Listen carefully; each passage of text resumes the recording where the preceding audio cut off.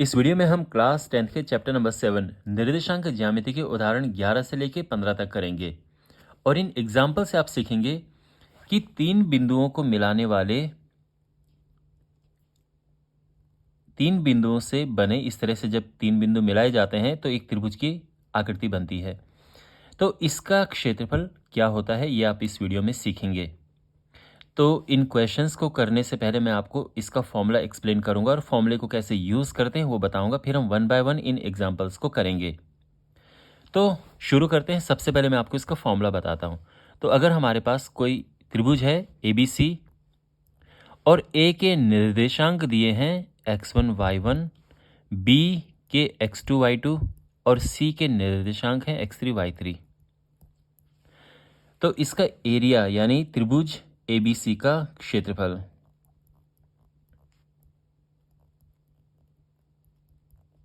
क्या होगा। तो सबसे पहले यहाँ पे लगाओ हाफ और ब्रैकेट शुरू करो। अब लिखो x1 y2 माइनस y3, फिर x2 y3 माइनस y1 और फिर x3 y1 माइनस y2। ये त्रिभुज का एरिया है, ठीक है, त्रिभुज का क्षेत्रफल। अब यहाँ पे ये जो फॉर्मूला है वैसे तो बहुत ही सिंपल है याद करने के लिए, x1 y2 माइनस y3 फिर x2 y3 माइनस y1। लेकिन अगर आप ऑर्डर में कंफ्यूज हो तो आपको क्या करना चाहिए कि नंबर लिख दो 1 2 3 और ऐसे इनमें चलिए। अब यहाँ पे ये है x, यहाँ पे लिखो y, तो x1 into y2 minus y3, ठीक है। और जब यहाँ पर आप x लिखें तो ये y हो गया, यानी x2 into y3 minus y1। और इसी तरह से अगर हम यहाँ पे x रखें और ये y रखें तो x3 into y1 minus y2। Clear. तो इस तरह से ये फॉर्मूला हम यहाँ पे लिखते हैं। एक और इम्पॉर्टेंट बात इसमें यह है कि अगर कभी आपका आंसर नेगेटिव आ रहा है, यानी सपोज करो आपने सॉल्व किया और आपका आंसर आ गया -4, लेकिन आप इसको फाइनली प्लस करके लिखेंगे और आंसर आएगा 4 स्क्वायर यूनिट।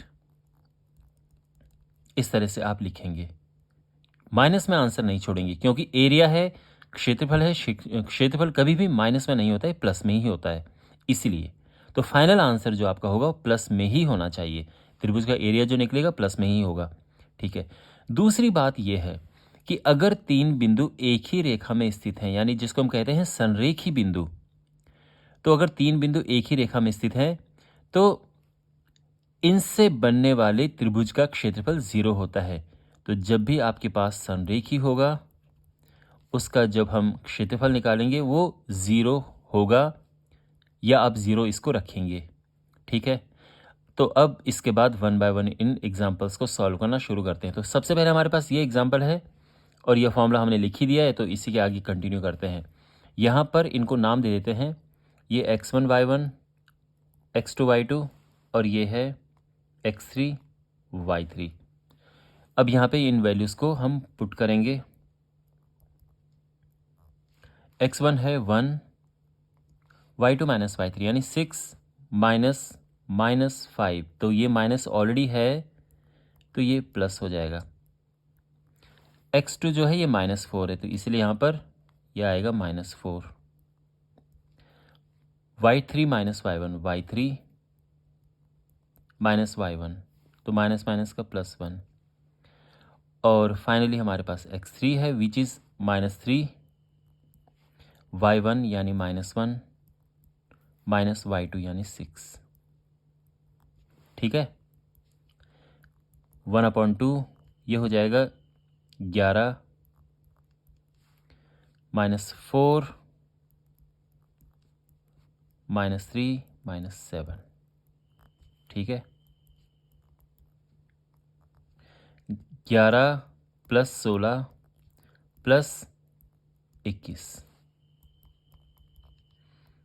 और ये हो जाएगा 21 31 37 38 48 और फाइनली 24 वर्ग मात्रक या फिर स्क्वायर यूनिट्स। ठीक है ना। यानी जब ऐसा सेंटीमीटर वगैरह नहीं लिखा होता है तो हम सीधे यूनिट्स करके लिख देते हैं, और ये हमारा इसका आंसर आ गया है। क्वेश्चन नंबर 12 है, और यहाँ पर ये बिंदु दिए हैं, इनसे बनने वाले त्रिभुज का एरिया हमें बताना है। इनको नाम दे देते हैं x1 y1, x2 y2, x3 y3। तो त्रिभुज का क्षेत्रफल का फॉर्मूला क्या होता है? Half x1 y2 minus y3 plus x2 y3 minus y1 plus x3 y1 minus y2। x1 है 5, y2 माइनस y3, तो y3 माइनस 4 है तो ये प्लस 4 हो जाएगा इवेंचुअली, प्लस x2 यानी 4, y3 माइनस y1 यानी माइनस 4 माइनस 2, प्लस x3 जो कि 7 है, y1 माइनस y2 यानी 2 माइनस 7। तो बेसिकली इस फॉर्मूले में हमने सभी वैल्यूज को पुट किया है। ये हुआ 11,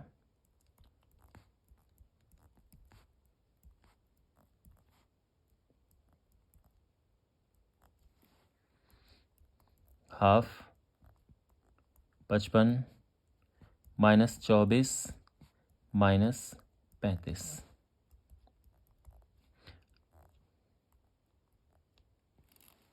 और यहाँ पर यह आ जाएगा 55 माइनस 59, और यह आ जाएगा, देखो ये माइनस 4/2 और इवेंचुअली ये माइनस 2 आ जाएगा। ठीक है, -2 वर्ग मात्रक या स्क्वायर यूनिट। लेकिन ये है माइनस में, तो आप फाइनली आप लिखेंगे चूंकि क्षेत्रफल ऋणात्मक नहीं हो सकता है, नेगेटिव नहीं हो सकता है,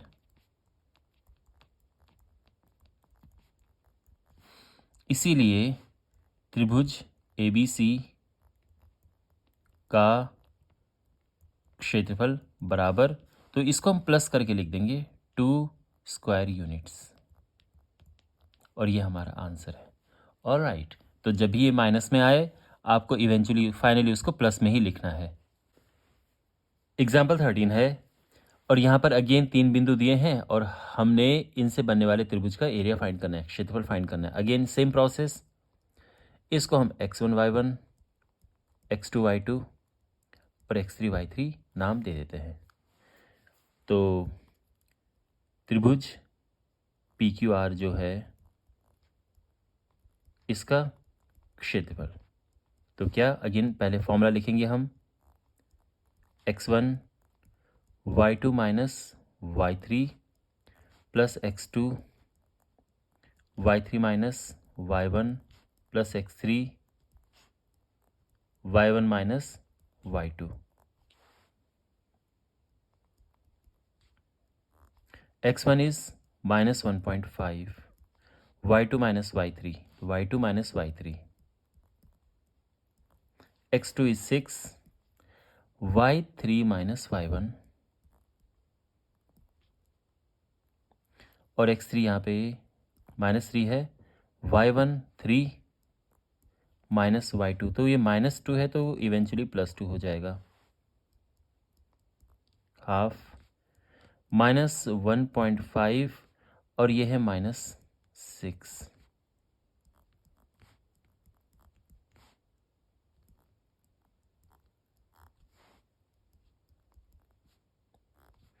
ये हुआ 9.0, बेसिकली 9 ही समझ लो,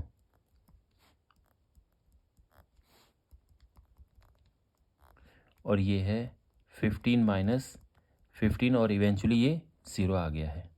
ठीक है, तो इसका एरिया 0 आ गया है।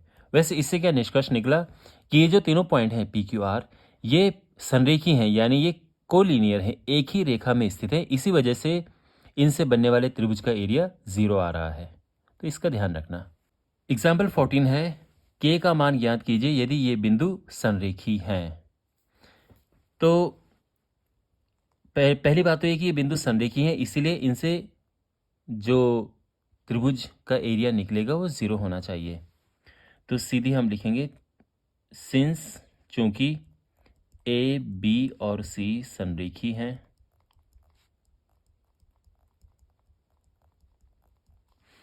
इसीलिए त्रिभुज ए बी सी का क्षेत्रफल बराबर 0 है।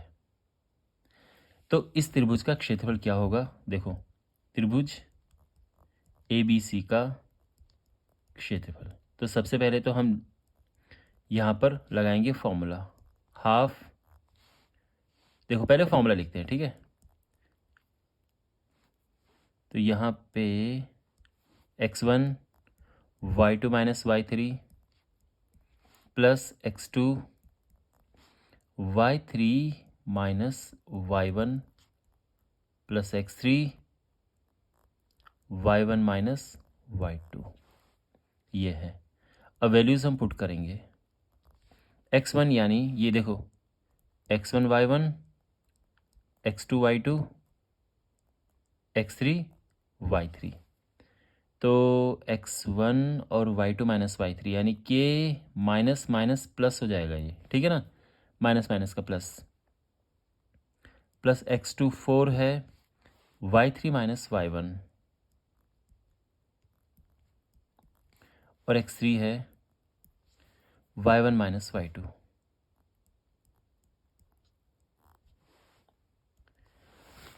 अच्छा, ये आ जाएगा हाफ 2k प्लस 6, ये माइनस 24 प्लस 18 माइनस 6k, तो ये आ जाएगा माइनस 4k और 18 6 24 माइनस 24, ये तो 0 ही आ गया, माइनस 4k प्लस, तो ये बेसिकली 0 आ गया। अच्छा, अब चूंकि त्रिभुज ABC का क्षेत्रफल है 0, है ना, क्योंकि संरेखी हैं, तो हम इस नतीजे पर पहुंच सकते हैं। देखो ये और आगे सिंप्लीफाई होके -2k आ जाएगा। अब ये जो -2k है ये 0 आ जाएगा और फाइनली हमारा आंसर ये 0 है। तो k बराबर 0 है, यानी अगर k बराबर 0 होगा तो ये तीनों बिंदु एक ही रेखा में स्थित होंगे, संरेखी होंगे।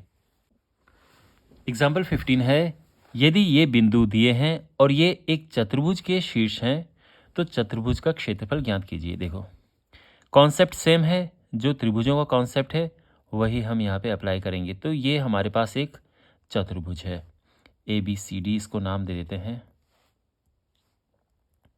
हमने इसका एरिया बताना है, तो बेसिकली क्या करेंगे, सिंपल है, हम इस चतुर्भुज को दो त्रिभुजों में बांट देते हैं। तो यहां से हम एक लाइन ड्रॉ करेंगे,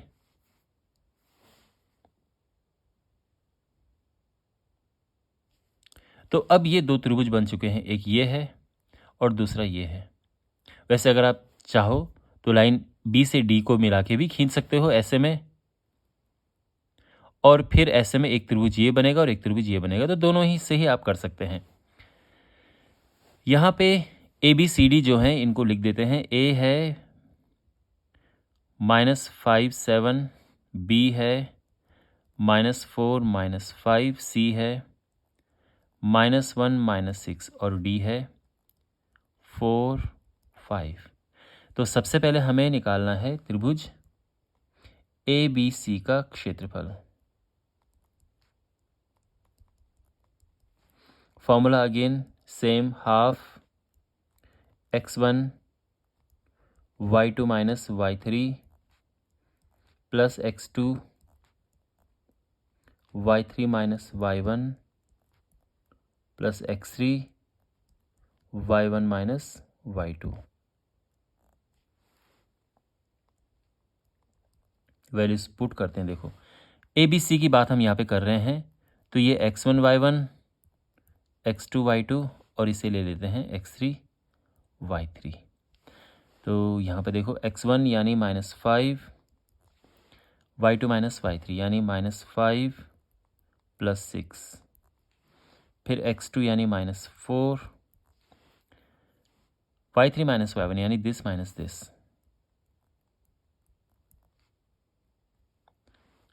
फिर x3 -1, y1 -y2 यानी 7 -5, तो ये +5 हो जाएगा इस तरह से। तो ये हो गया है हाफ, -5 1, -4 -13 -1 12,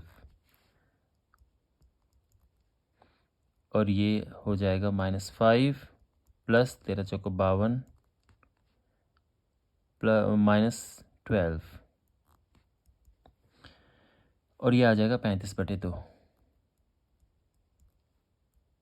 स्क्वायर यूनिट्स। ठीक है, इसका एरिया हमें मिल चुका है। अब हम त्रिभुज ADC का एरिया फाइंड करते हैं।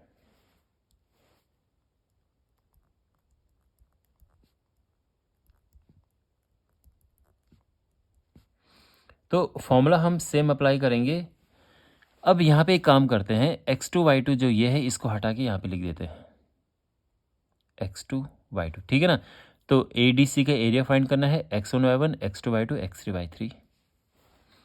तो सबसे पहले x1 यानी -5, y2 -y3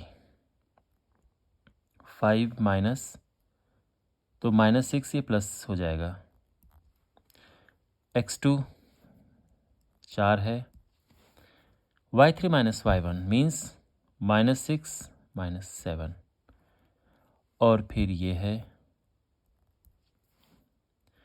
this minus this,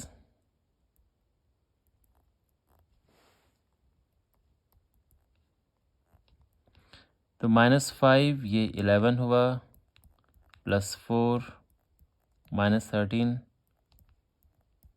2,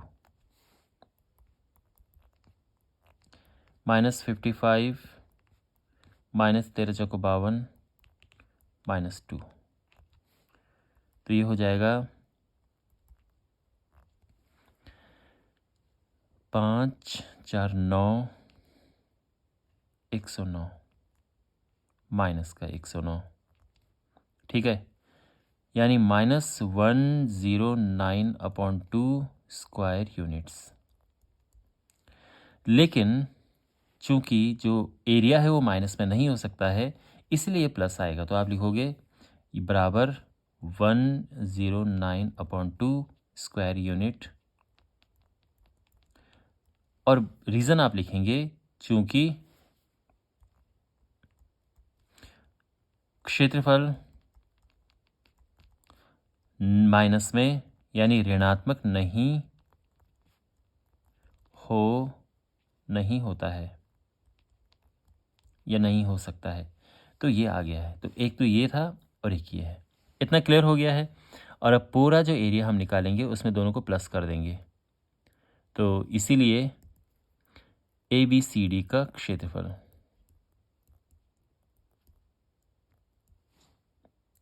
तो एक है 35/2 और दूसरा 109/2, और ये हो जाएगा 144/2 यानी 72 स्क्वायर यूनिट्स, और ये हमारा आंसर आ चुका है। ओके, और इसी के साथ ये वीडियो समाप्त होता है। आई होप आपको अब अच्छे से समझ आ गया होगा कि किसी त्रिभुज का एरिया कैसे फाइंड करें अगर हमारे पास 3 पॉइंट्स दिए हों। इस चैप्टर के बाकी वीडियोस के लिए आप डिस्क्रिप्शन बॉक्स में प्लेलिस्ट चेक करें, वहाँ पे आपको बाकी उदाहरण और जो NCERT की एक्सरसाइजेज हैं उनके सॉल्यूशंस भी प्राप्त हो जाएंगे। मिलते हैं अगले वीडियो में। Take care.